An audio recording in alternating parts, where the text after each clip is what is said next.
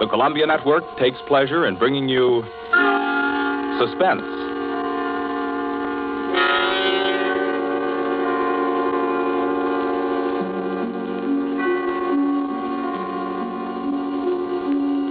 Suspense, a new series of programs with one strict purpose in view, your entertainment. Each week at this time, CBS sets aside 30 minutes to excite you, to mystify you, and on occasion to horrify you with a catalog of the world's great thrillers, dramas from the stage and screen, from fiction and radio, dramas that bring you suspense. This, the second offering of a new series, is a unique one. Certainly, it is one of the very few pieces of suspense literature that somehow manages to tickle your funny bone while busily engaged in tingling your spine. Make no mistake, though, nobody's kidding. CBS presents its adaptation of John Collier's well-known short story, Wet Saturday.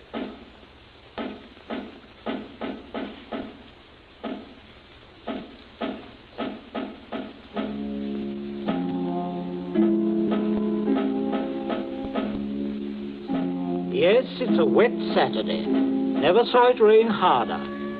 I'm Princey, Frederick Princey, just an ordinary family man. I've a son, a daughter, and a wife. I might be out golfing now if it hadn't been for the rain. I'm Mrs. Princey. I plan to drive over to the nurseries this afternoon for some arbutus. The borders, you know, but... Oh, the whole lot of them make me sick. Yes, I'm George, son and heir. I had a date to go punting. Couldn't find the blasted punt in this weather, so I'm home, too. I'm Millicent. I was going to play croquet. That's how I happened to have a mallet. Yes, that's the Princey family. We find them at home. Mrs. Princey, Millicent, George sprawled on a couch, Mr. Princey biting on a dry pipe. Their living room is dull and overstuffed. Rain beats at the windows. They are any middle-class family at home on a wet day, except for one small item. As you sit with them in the living room, you can see through the door to the sun porch a pair of men's feet, encased in black boots. They look like the feet of a curate. There's a tenseness in the room. The air is charged with excitement, but the feet are very still. Don't keep staring at them. Listen to me, all of you. Don't you see? They'd hang her. That's what they do. They'd hang her. Oh, Fred, it's too awful. Awful? It's catastrophic. A supposedly sweet, gentle, intelligent girl, respected, loved by the whole village, doing a thing like this. Think of the publicity, the disgrace. You think I'm going to resign from the bench, the vestry, sell out and live in some foggy hotel abroad? Oh, no. No, I'll kill myself. I will. Don't be a fool. Any more than you have been, the governor means. Be quiet. Wouldn't be so bad if it were you. Everybody in the village knows you're not responsible. George. Yes? Get off that couch. Sit up on your spine. You might be of a little use here if you could think. Listen, Governor, this isn't my funeral. Oh, shut up. As long as I can remember, George, you've been a trial and a tribulation to me. Oh, I can't stand it. You've got to stand it, my dear. And keep that hysterical note out of your voice. Do you hear? Yes. We are talking about the weather. Now, George. Yeah? George, if he fell down the old well, say, striking his head several times, what about it, eh? I really don't know, Governor. What about it? Don't be an ass. I'm asking you to think. He'd have had to hit the sides several times in 30 or 40 feet and at all the correct angles. No, I'm afraid not. We'll have to go over it all again, Millicent. Oh, no, Father. No. I couldn't. Millicent, we must go over it all again. Oh, Fred, you're torturing her. Oh, face facts, mater. With him lying there, there's no use pretending it's a picnic. They might hang you, Millicent. Oh, stop that shaking. Stop it here. You must stop it. Just keep your voice quiet. Millicent, we are talking of the weather. Now, we will proceed. I can't. Not with those boots there. Oh, should have thought of those boots, Millie. I'm not moving them. Oh, sit up, George. Stop shuffling your feet. Now, Millicent, look at me. Answer me truthfully, you hear? Answer me. You were in the croquet courts. Yes. Who knew you were in love with this wretched curate? Oh, the whole village. They've been sniggering about it at the pub for 3 years past. What a filthy mess. Millicent, we continue. You were on the croquet court. Yes. You were putting the croquet set into its box. Yes. It was starting to rain. I was carrying the balls and mallets into the sun porch. The box was there. You heard someone enter the garden gate and come across the yard? Yes. Could you see who it was? Oh, not at first. I was going into the sun porch. I threw down all the mallets but the red one and turned around. It was Withers? Yes. So you called him? Yes. Loudly? Did you call him loudly? Could anyone have heard? No, Father, I'm sure not. I didn't really call him. I just spoke his name. He saw me as I went to the door. He just waved his hand and came over. How can I find out from you whether there was anyone about? Whether he could have been seen? I'm sure not, Father. I'm quite sure. So, you both went into the sun porch? Yes. It was raining hard then. What did he say? He said, "Hello, Millie," and excuse his coming in the back way, but he set out to walk over to Liston. Yes? And he said, passing the park, he'd seen the house and suddenly thought of me. And he thought he'd just look in for a moment. He had something to tell me. Go on. He said he was so happy, he wanted me to share it. He'd heard from the bishop he was to have a vicarage. And it wasn't only that. It meant he could marry. Then he began to stutter and get all confused. And of course, I thought he meant me. Don't tell me what you thought. Tell me exactly what he said, nothing else. Well, oh, dear. Oh, stop crying. It's a luxury you can no longer afford. Tell me what happened. He said, no. He said it wasn't me. It's Ella Bragdon Davis. And he was sorry and all that. Then he went to go. And then? I went mad. He turned his back. I had the red mallet of the croquet set in my hand. I forgot to drop it in the box when he came. Did you shout or scream? I mean, as you hit him? No, I'm sure I didn't. Did he? Come on, speak up. No, Father. And then? I threw it down. I came straight in here. I went to look for Mother. That's all. My poor baby. No one. Leave the child alone, Fred. Not such a child, mater. Millie, I had no idea Keep you had... quiet. I'm thinking. You see, George, he probably told people he was going to Liston. Certainly no one knows he came here, for he didn't decide until he crossed the park. He might have been attacked in the woods. We must consider every detail. A curate with his head battered in. Don't, Father, don't. A curate, head battered in. Now, who would want to kill Withers? Oh, kill Withers? Well, I would with pleasure. How do you do, Mrs. Princey? Captain Smollett. Oh, sit down, pray. Mustn't get up for me, Mrs. Princey. You either, Millicent. My word. Just being neighbourly on a bad day. I wanted to ask you about those dahlia bulbs, Princey. Took a shortcut on account of the rain and walked right in. Knew you wouldn't mind. Oh, he heard you, Father. My dear, we can all have our little jokes. Don't pretend to be shocked. This way, Smollett. This chair, facing the fireplace. Sit down, Mother. Just straightening the curtains to the sun porch, dear. It looks so gloomy out there. Might as well shut the rain out. Just talking about a little theoretical curate killing, Smollett. You know, young people these days like thrillers. Parsonicide. Justifiable parsonicide. Have you heard about Ella Bragdon Davis? I shall be most properly laughed at. Why? Why should you be laughed at, Smollett? No, and a shot in that direction myself. She half said yes, too. Hadn't you heard? She told most people.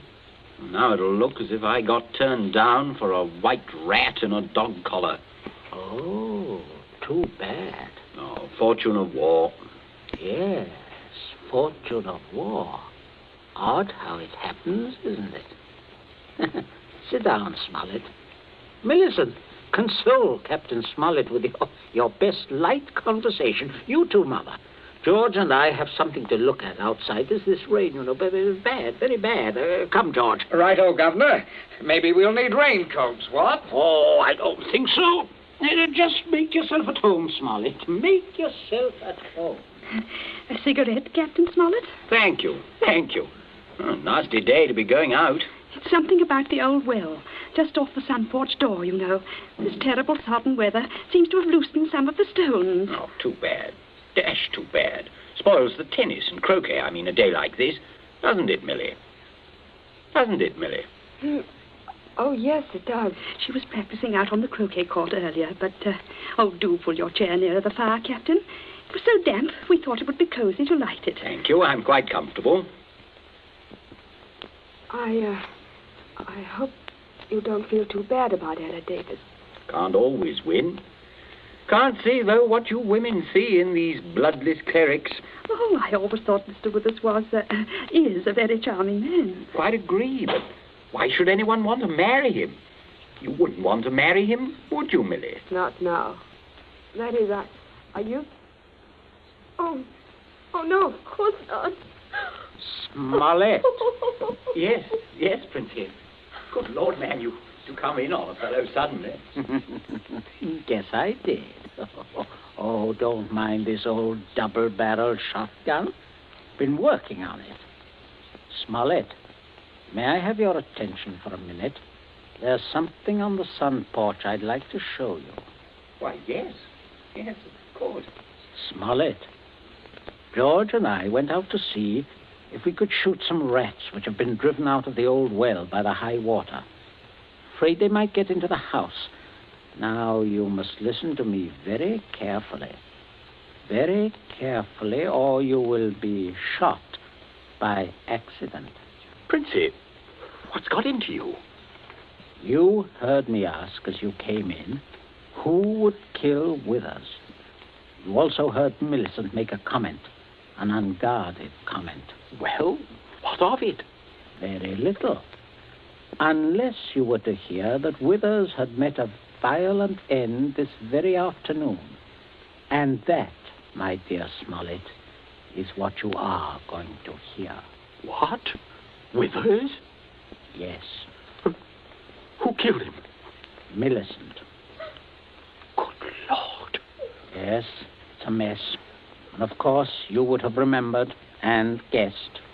Maybe, yes, I suppose I should. Therefore, you constitute a problem. Why did she kill him? Oh, it's one of those disgusting things. Pitiable, too.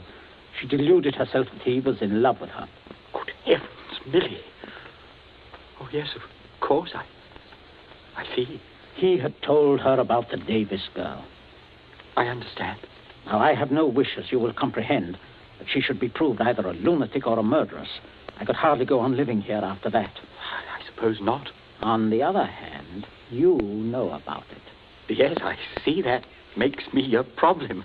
You're wondering if I could keep my mouth shut. If I promised... I am wondering if I could believe you.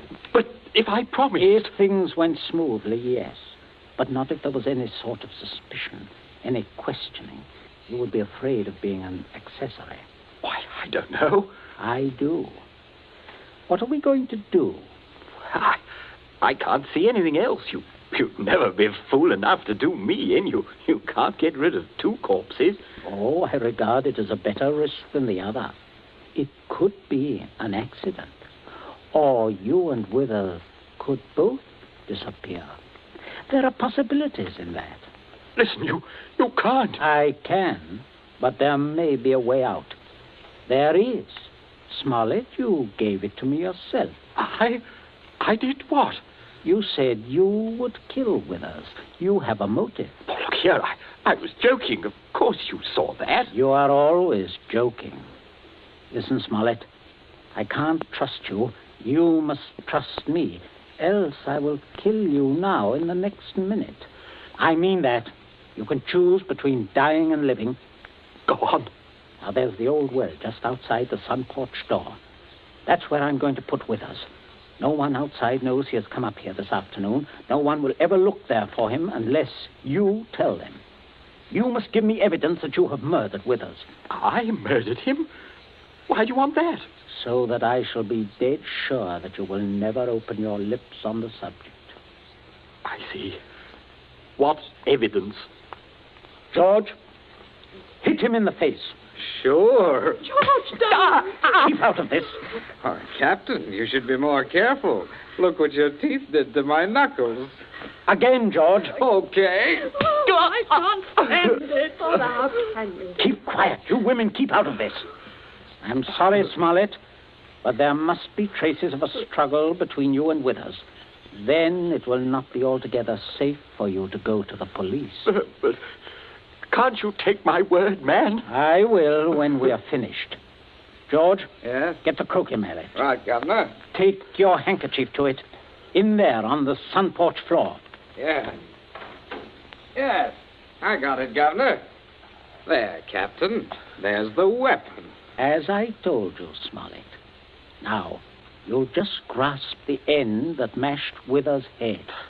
I shall shoot you if you don't. But good Lord, you can't. All right. There. That's it.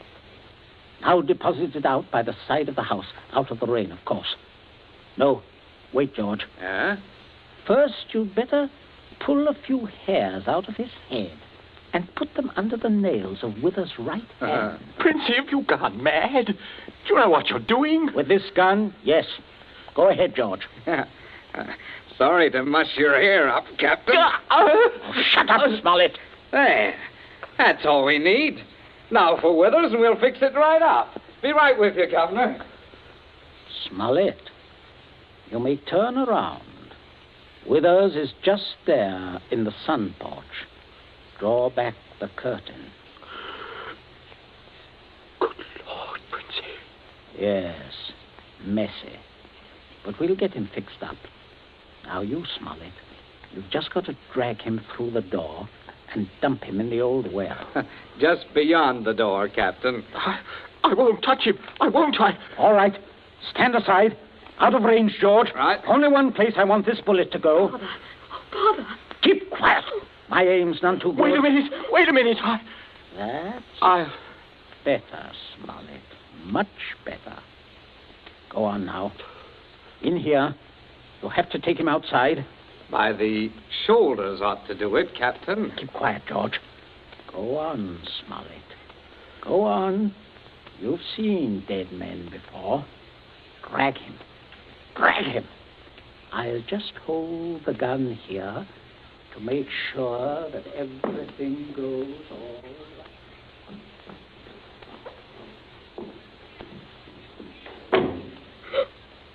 Oh, Mother, come away from the din window, dear. Don't look. But, Captain Smollett, your father is a very resourceful man, Millicent. I'm sure what he's doing is right. But the captain... can't stand it. You mustn't question your dear father. I say, are you two still at it? There's enough trouble around here without blubbering. I'm not blubbering, George Princey. So, you see, Small, everything is perfectly safe. They'll never look in our well. You see how safe it is? I guess it is. Oh, good heavens, man, you're dripping wet. Why didn't you slip your raincoat on? Tea ready, my dear? In just a minute, dear. I'll ring for Bridget. Yeah, exactly what you need, Smollett. Cup of tea. Best thing in the world to ward off a cold. Sit down, won't you? Oh, don't mind getting the chair wet. Cigarette? Help yourself. I stick to my pipe, you know. Funny how... Princey, everything's hot, ma'am. Oh, Bridget, yes. Put the tray in front of me here, on the table. Yes, ma'am. That's it. I say, Captain, you've gone and cut your lip. I just knocked it. Oh, how dreadful. Here, Bridget, Yes, give ma'am. the captain this cup. No, thank you. I rather think I'll be running along now, if you don't mind. Why, Captain Smollett, without any tea? If you don't mind, Mrs. Princey, if I could just have my raincoat. Oh, I'll get it for you, Captain. Oh, this is very distressing, Smollett, very. Oh, I'll be all right presently, I'm sure. Here we are now. Let me help you. Oh, thank you, young man. There. Better go out the front way, Smollett. The walk is dry. Oh, let me hold the door for you, Captain. Don't worry, old fellow. Don't worry at all. No. Good afternoon. Nothing serious, I imagine. Little rest and he'll be as right as rain. By the way, Millicent, you're not looking any too well. No, not well at all. I'm sure it was that croquet court. Being outdoors in weather like this is simply foolhardy. The mater's right, Millie. You saw what happened to Captain Smollett. Oh, come along, dear. I shall give you a hot foot bath and put you to bed. And a couple of days in bed, and you'll be fine again. Get plenty of rest, Millicent, and don't worry about a thing. That's the best cure. Well, I guess I'll have a little rest too, Governor. It's a fine afternoon for a nap. Indeed it is, son. Well, enjoy yourself. I'll see you later. I'll see you all later.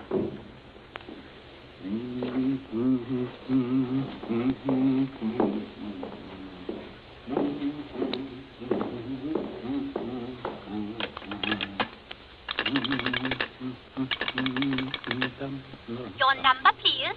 Oh, would you get me the police station, please? Police station. Right away, sir.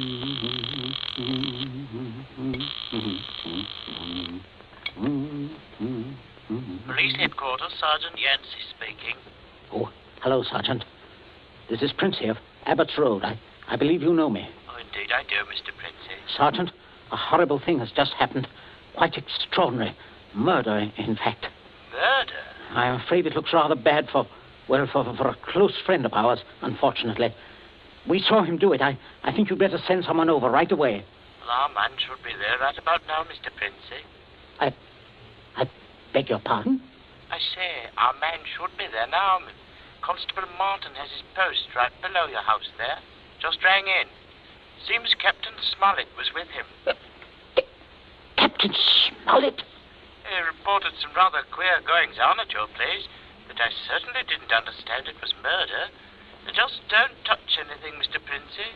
And don't worry. Don't worry at all. No. I won't, Sergeant. Thank you. Governor, where are you? There's a man I'm right outside. here. Stop shouting. We have some visitors, Governor. Oh, yes. Yes, I can see that.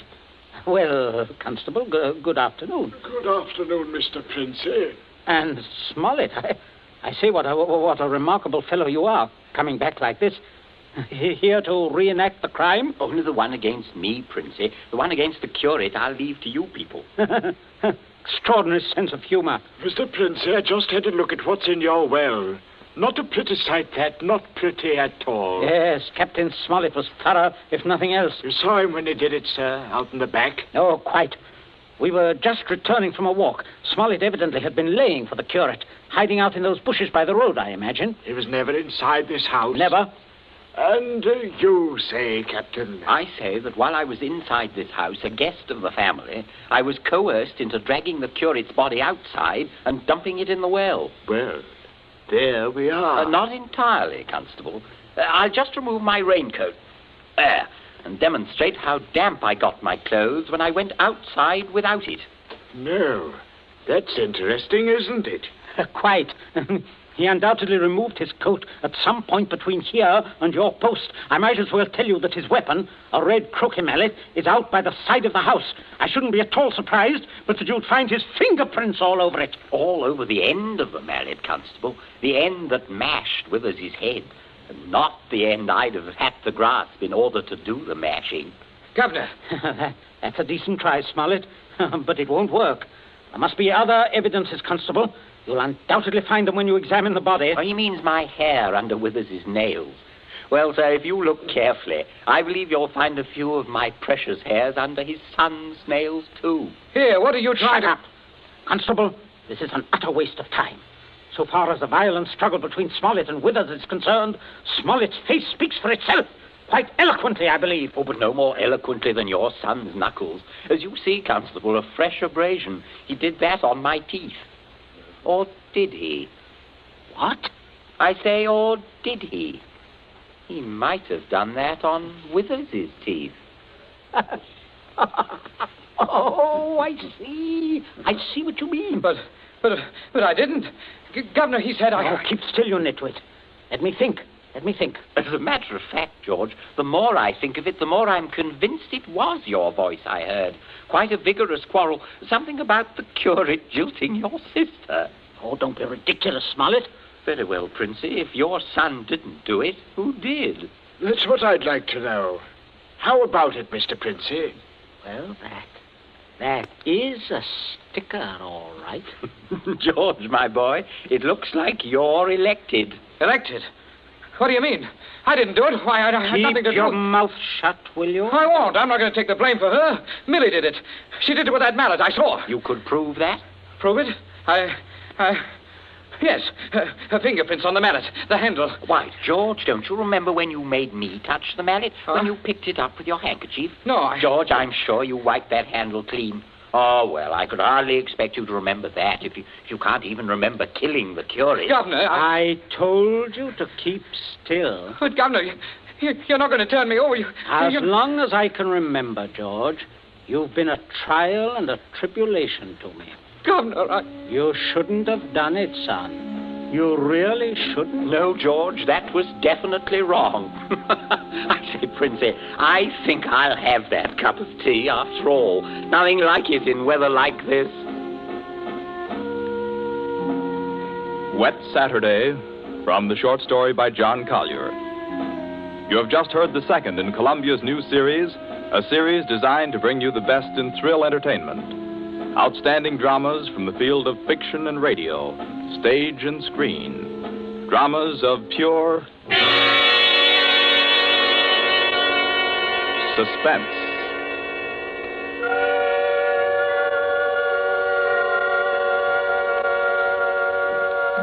This Columbia feature is produced and directed by Charles Vanda, with script by Harold Medford and score by Bernard Herrmann. Be with us again next week at this same time when we present Suspense. This is the Columbia Broadcasting System.